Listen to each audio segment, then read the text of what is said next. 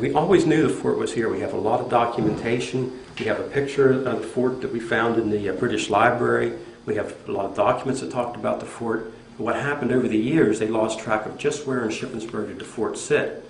And there were 3 possible locations.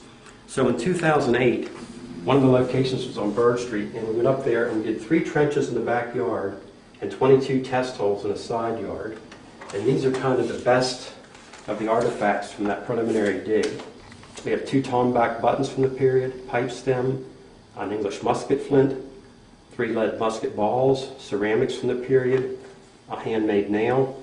And the really important thing with these ceramics, like this letter L, it was made in London from 1750 to 1760, and our fort was built in 1755. So we had 120 of these small shards that fit that period, so we knew somebody was there in the mid-1700s.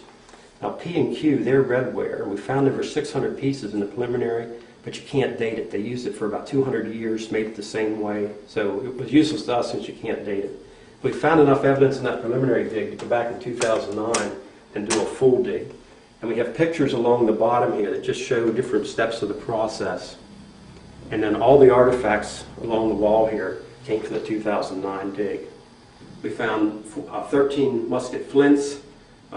There's quite a number of pipe stems and pipe pieces here. We have buttons from that period, belt buckle pieces from that period.